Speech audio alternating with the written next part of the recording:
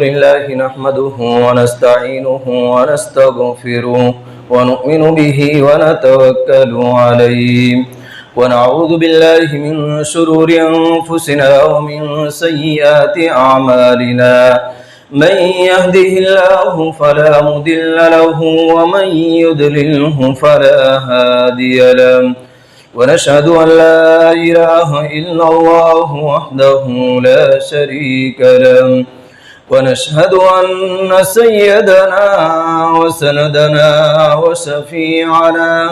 وشفيعنا ومولانا محمدا عبده ورسوله صلى الله تعالى عليه وعلى آله وصحبه وبارك وسلم تسليما كثيرا أما بعد قال الله تبارك وتعالى في الكلام المجيد والفرقان الحميد فأعوذ بالله من الشيطان الرجيم إن الله وملائكته يصلون على النبي يا أيها الذين آمنوا صلوا عليه وسلموا تسليما صدق الله العظيم।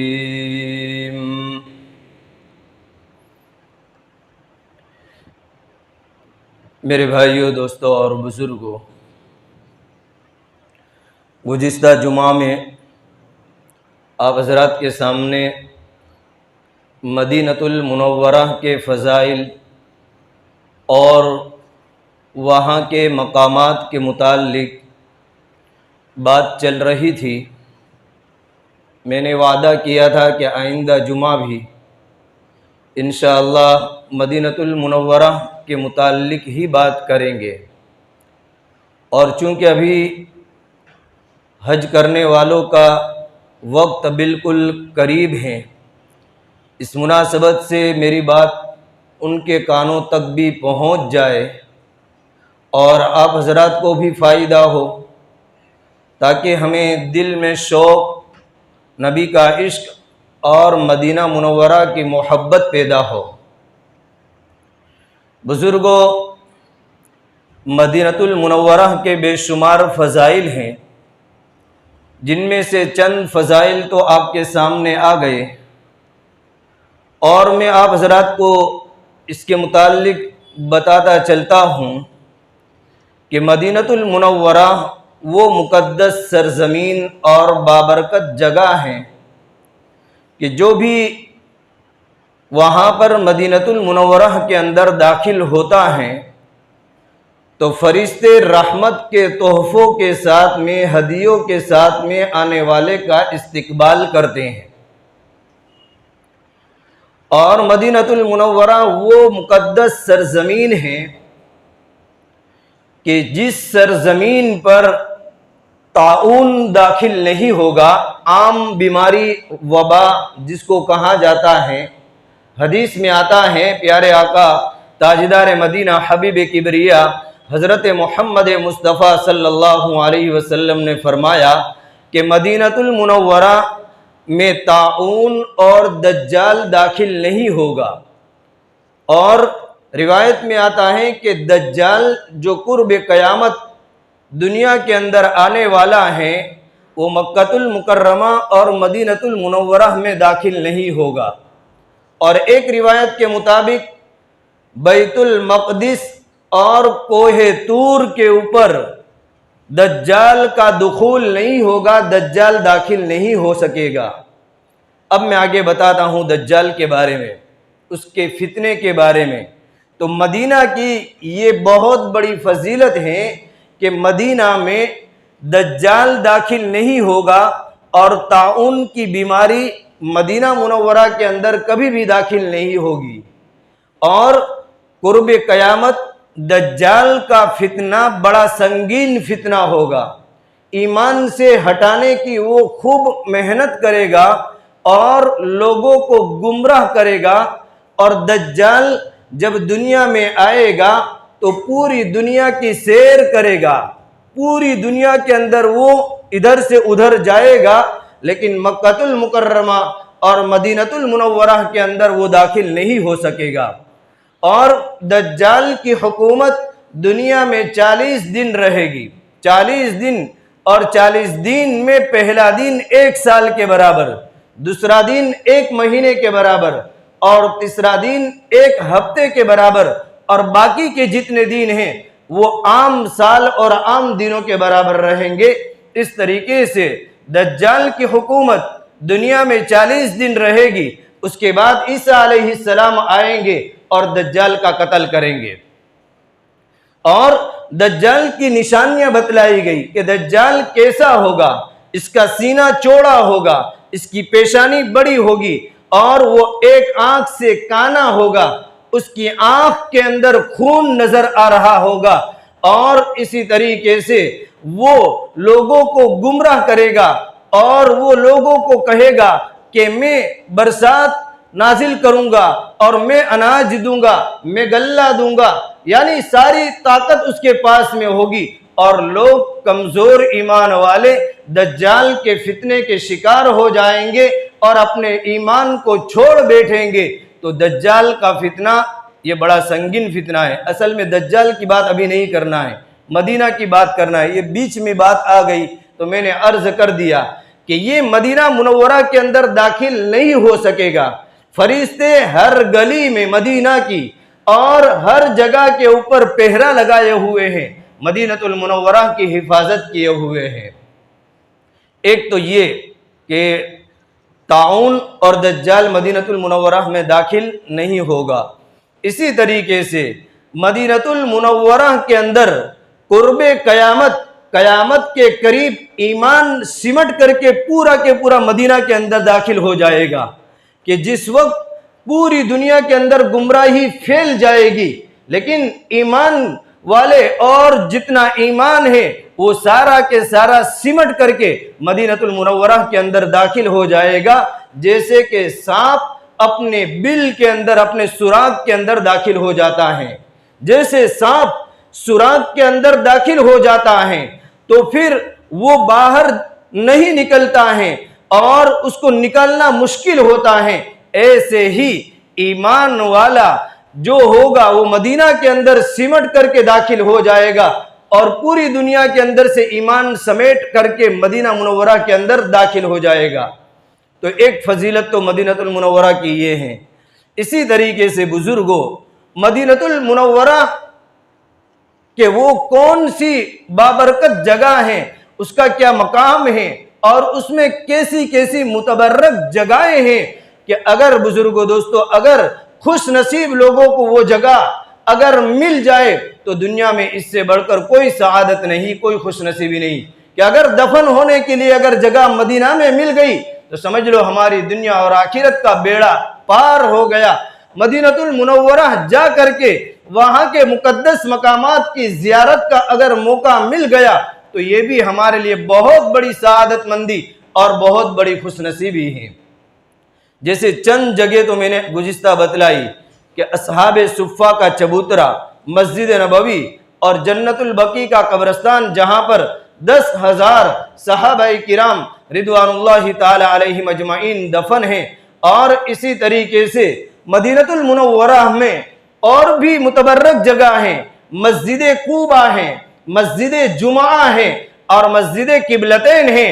मस्जिद कूबा ये इस्लाम की सबसे पहली मस्जिद, मस्जिद नबवी से भी पहली मस्जिद मस्जिद कूबा है। और मस्जिद कूबा अल्लाह के नबी अलैहिस्सलातु वस्सलाम जिस वक्त मदीनतुल मुनव्वरा आए और कबीला इब्न औफ के कबीले के अंदर आए तो आपने सबसे पहले मस्जिद की बुनियाद डाली।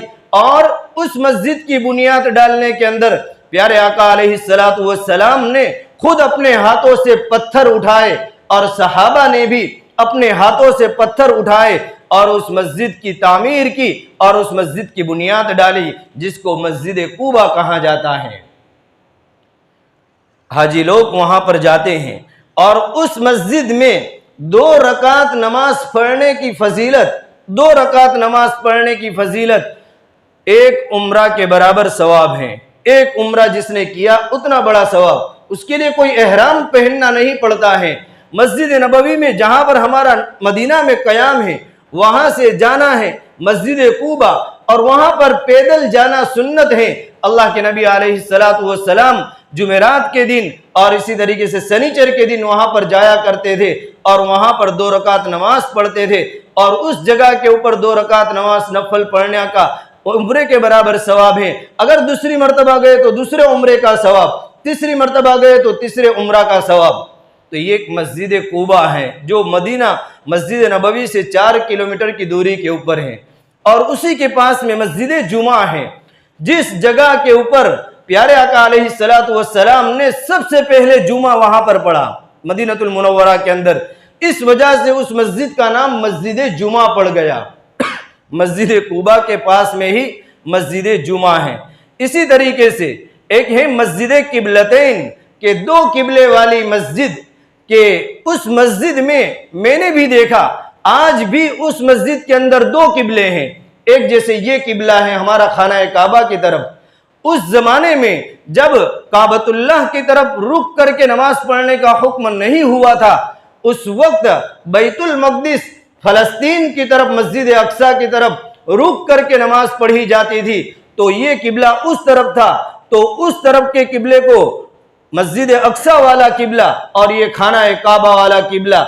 लेकिन जिस वक्त कुरान की आयत उतरी और हुक्म नाजिल हुआ कि अब किबला तब्दील हो चुका है और अब मस्जिद अक्सा की बजाय अब खाना काबा की तरफ रुक करके नमाज पढ़ी जाए, जब कुरान की आयत उतरी दूसरे पारे के अंदर अल्लाह रब्बुल इज्जत ने जिसको बयान फरमाया है, सयक़ूलु सुफ़हाउ मिनन नासि मा वल्लाहुम अन क़िबलतिहिम अल्लती कानू अलैहा कुल लिल्लाहिल मशरिक़ वल मग़रिब यहदी मन यशाउ इला सिरातिम मुस्तक़ीम। यहाँ पर कुरान करीम के दूसरे पारे के अंदर जब यह हुक्म नाजिल हुआ, असर की नमाज मस्जिद किबलतैन के अंदर अंसार सहाबा पढ़ रहे थे और मस्जिद उस किबलतैन के अंदर असर की नमाज पढ़ रहे थे। एक सहाबी रदी अल्लाह ताला अन्हु जिन्होंने अल्लाह के नबी अलैहिस्सलाम के साथ में नमाज पढ़ी, वो नमाज पढ़ करके फौरन उन अंसार सहाबा के पास में असर की नमाज चल रही थी, आए और आकर के कहा कि किबला तब्दील हो चुका है। तो असर की नमाज के अंदर ही किबला चालू नमाज के अंदर तब्दील कर दिया गया। इस वजह से उस मस्जिद का नाम 2 किबले वाली मस्जिद पड़ गया कि ये मस्जिद 2 किबले वाली मस्जिद के इस तरफ का किबला बैतुल्लाह वाला किबला और उस तरफ का किबला ये बैतुल मक़दिस वाला किबला है। अब ये किबला मनसूख हो गया, खत्म हो गया, अब इस तरफ नमाज पढ़ो। तो आज भी उस मस्जिद के अंदर 2 किबले हैं, यानी एक तो ये किबला और दूसरा ऊपर की तरफ मस्जिद के ऊपर की तरफ किबले का निशान लगाया हुआ है। खैर, मस्जिद किबलतैन ये मदीनतुल मुनव्वरा के अंदर उम्रा करने वालों को, हर हज करने वालों को ज़ियारत का मौका मिलता है और वहाँ पर भी 2 रकात नमाज पढ़ने का अजर सवाब है। इसी तरीके से वहाँ पर उहद का पहाड़ है। उहद का पहाड़ 4 किलोमीटर की दूरी के ऊपर है। मस्जिद नबवी जहाँ पर है मदीनतुल मुनव्वरा के अंदर, वो 4 किलोमीटर की दूरी के ऊपर है।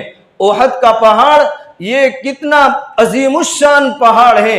इसी पहाड़ के बारे में प्यारे आका अलैहिस्सलातु वस्सलाम ने फरमाया, हाज़ा जबलुन युहिब्बुना व नुहिब्बुहु, कि ये वो पहाड़ है कि जो हमसे मोहब्बत करता है और हम उनसे मोहब्बत करते हैं। इसी पहाड़ के बारे में प्यारे आका अलैहिस्सलातु वस्सलाम ने फरमाया। और उसी पहाड़ के दामन के अंदर एक जबरदस्त जंग हुई जिसको जंगे उहद कहा जाता है। गज़वे बदर के बाद के अंदर जो लड़ाई हुई, उहद की लड़ाई हुई, उसी पहाड़ के दामन के अंदर लड़ाई हुई है। और वहीं पर जबल रुमात है, रुमात पहाड़ी है, जहां पर प्यारे आका अलैहिस्सलातु वस्सलाम ने 50 तीर अंदाजों को खड़ा किया था कि तुम इस जगह के ऊपर खड़े रहो जब तक जंग खत्म न हो जाए और जब तक कि मैं न कहूं कि यहां से हट जाओ, वहां तक तुम्हें हटना नहीं है, दुश्मन का मुकाबला करना है। लेकिन एक गलती की वजह से कि जंग खत्म हो गई, 50 सहाबा उस जबल रुमात पर से हट गए, जिसकी वजह से प्यारे आका अलैहिस्सलातु वस्सलाम जख्मी हुए और सहाबा को नुकसान उठाना पड़ा और इसी तरीके से सहाबा किराम रिदवानुल्लाहि ताला अलैहिम अजमईन उस उहद के पहाड़ के अंदर दफन हुए और वहां पर शहीद हुए। तो उहद का पहाड़ मदीनतुल मुनव्वरा के अंदर, यही वो पहाड़ है जिसके बारे के अंदर अल्लाह के नबी अलैहिस्सलाम से अल्लाह रब्बुल इज्जत ने फरमाया कि अगर तुम चाहो तो उहद का पहाड़ तुम्हारे लिए सोना बना दिया जाए। लेकिन अल्लाह के नबी अलैहिस्सलाम ने फरमाया कि मैं तो ये चाहता हूं कि एक दिन पेट भर करके खाना खाऊं और एक दिन भूखा रहूं। जिस दिन मैं पेट भर करके खाना खाऊंगा उस दिन मैं अल्लाह का शुक्र अदा करूंगा, और जिस दिन मैं भूखा रहूंगा उस दिन मैं सब्र करूंगा। कि उहद के पहाड़ के बारे में फरमाया गया अगर आप चाहे तो उहद का पहाड़ आपके लिए सोना बना दिया जाए। लेकिन अल्लाह के नबी अलैहिस्सलाम ने इसको पसंद नहीं किया। यही मैदान उहद जहां पर 70 सहाबा किराम रिदवानुल्लाहि ताला अलैहिम अजमईन शहीद हुए और वहां पर दफन हुए, जिसमें जलीलुल कद्र सहाबा सय्यदुश शुहदा हजरत हमजा रदी अल्लाह ताला अन्हु हैं, हजरत अम्र इब्ने जमू रदी अल्लाह ताला अन्हु हैं जो पांव से लंगड़े थे, हजरत मुसाब इब्ने उमैर रदी अल्लाह ताला अन्हु है, हजरत अब्दुल्ला इब्ने जहश रदी अल्लाह ताला अन्हु है। ये मशहूर सहाबा हैं। ऐसे 70 सहाबा वहीं पर मैदान उहद के अंदर दफन हुए, जिसमें 64 सहाबा किराम अंसारी सहाबा थे और 6 सहाबा किराम मुहाजिर सहाबा थे। इस तरीके से 70 सहाबा रदी अल्लाह ताला अन्हुम ने जामे शहादत को नोश फरमाया और अल्लाह के दीन के लिए अपने आप को कुर्बान कर दिया। मदीना में कोहराम मच गया, औरतें बाहर आ गई, यहां तक कि चारों तरफ शोर और कोहराम मचा हुआ है कि आज मदीना के अंदर इतने सारे जनाजा, इतने सारे लोग शहीद हुए हैं और इतने सारे लोग दफन हुए हैं। औरतें बाहर आकर के प्यारे आका अलैहिस्सलातु वस्सलाम की खबर ले रही हैं। किसी ने अफवाह फैला दी कि अल्लाह के नबी अलैहिस्सलातु वस्सलाम भी शहीद हो गए हैं। एक अंसारी औरत आती है बाहर और सफर करती है और अल्लाह के नबी अलैहिस्सलाम को तलाश करने के लिए निकलती है। किसी ने कहा तुम्हारे अब्बा का इंतकाल हो गया, शहीद हो गए। किसी ने कहा तुम्हारे बेटे शहीद हो गए। किसी ने कहा तुम्हारा शोहर शहीद हो गया। किसी ने कहा तुम्हारा भाई शहीद हो गया। तो उस अंसारी औरत ने क्या फरमाया कि मुझे किसी की परवाह नहीं है। मा बालू मोहम्मद सल्लल्लाहु अलैहि वसल्लम, कि मोहम्मद सल्लल्लाहु अलैहि वसल्लम का क्या हाल है। अगर मोहम्मद सल्लल्लाहु अलैहि वसल्लम सही सालिम है तो फिर चाहे मेरा बाप शहीद हो जाए, मेरा बेटा शहीद हो जाए और मेरा शोहर शहीद हो जाए, मेरा भाई शहीद हो जाए, मुझे किसी की भी परवाह नहीं है। कुल्लु मुसीबतिन बाद मुहम्मदिन सल्लल्लाहु अलैहि वसल्लम कुल्लु मुसीबतिन सहलुन, हर मुसीबत मेरे लिए आसान है, हर मुश्किल मेरे लिए आसान है अगर मोहम्मद सल्लल्लाहु अलैहि वसल्लम जिंदा हैं।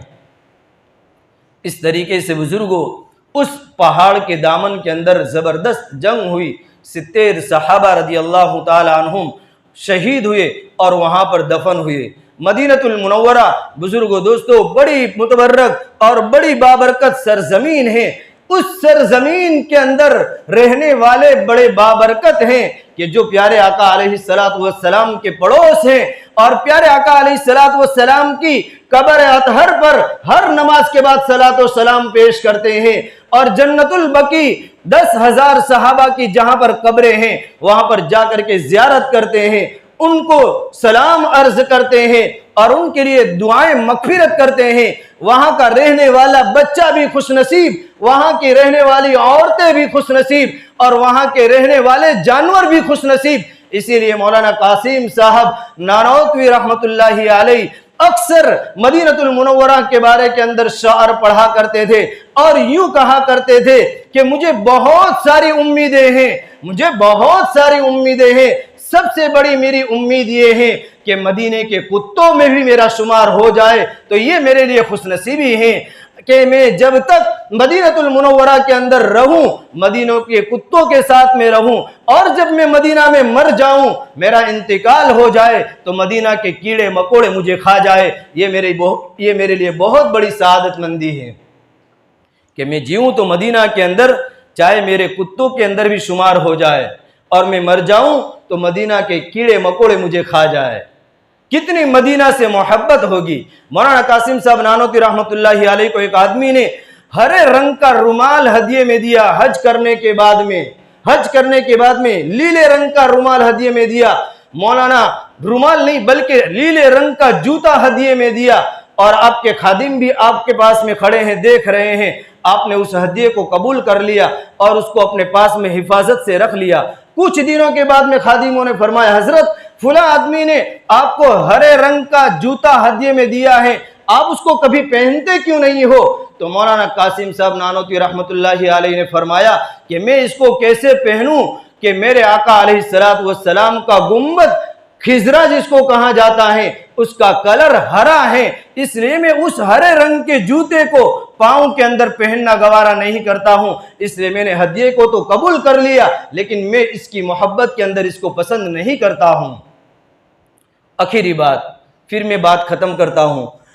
हजरत मौलाना जफर अहमद उस्मानी हिंदुस्तान के रहने वाले हैं, हज के लिए गए। उस जमाने में जबकि ये जहाज़ों का सफ़र होता था, पानी के जहाज़ों का सफ़र होता था, और मदीनतुल मुनव्वरा हज करने के बाद में जब वहाँ पर पहुँचे हैं, और उस ज़माने में खेमा लगता था, गुर्बत का आलम आम था, फ़कीरी आम थी, लोगों के पास में, वहाँ के रहने वालों के पास में खाने पीने की चीज़ें भी आसानी से मयसर नहीं होती थी।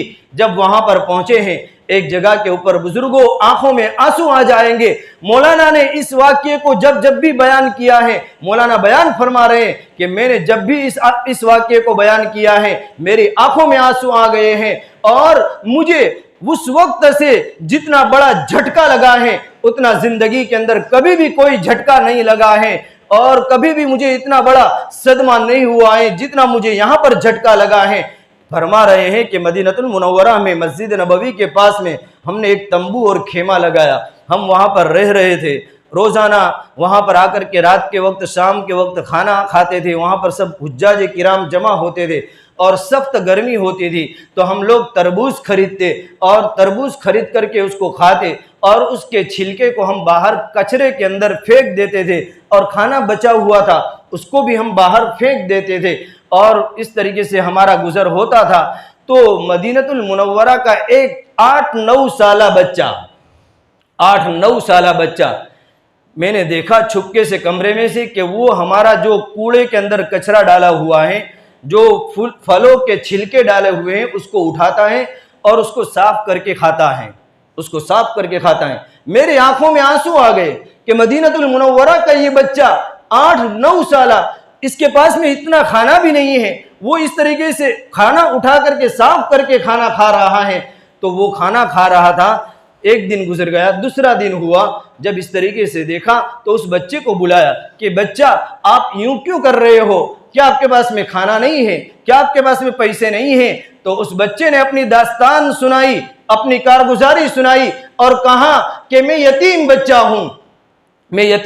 हूं, मेरी वालिदा का, मेरे शोहर का, मेरे अब्बा का इंतकाल हो गया है, और मेरी अम्मा ने दूसरे निकाह कर लिए हैं, और मेरे घर पर खाने पीने की कोई चीज नहीं है, और मेरे घर पर कोई रुपये पैसे नहीं है, इसलिए मैं इस तरीके से इधर उधर से उठा करके खाना खा करके जिंदगी बसर कर लेता हूं।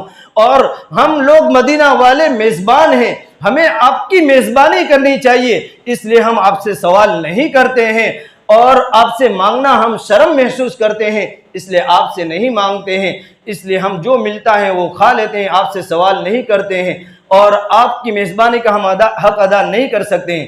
तो मौलाना फरमाते हैं कि उस बच्चे को फिर हमने कहा कि आप हमारे यहाँ खाना खाओ, रोज़ाना हमारे यहाँ खाना खाओ।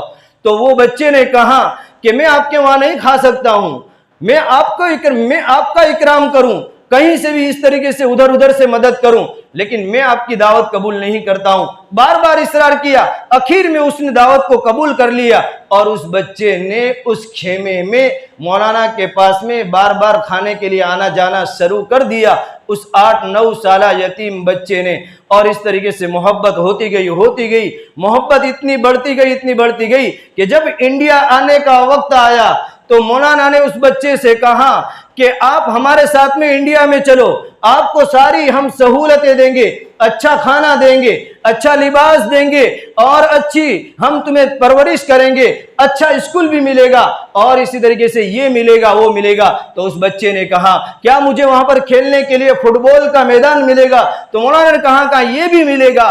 क्या मेरे लिए पढ़ाई के लिए अच्छा इंतजाम होगा? तो मौलाना ने कहा यह भी होगा। यहाँ पर तो सख्त गर्मी है, आपको खाना नहीं मिल रहा है। तो उस बच्चे ने कहा कि मैं अपने घर पर जाकर के पूछ करके आता हूं। वो बच्चा था और घर पर गया है, पूछ करके आया है और आकर के खुशी खुशी आया कि मुझे घर पर से इजाजत मिल गई है। दूसरी अम्मा के जरिए से पूछा हो या किसी और को पूछा हो, जब पूछ करके आया कि मेरे लिए ये सहूलत है।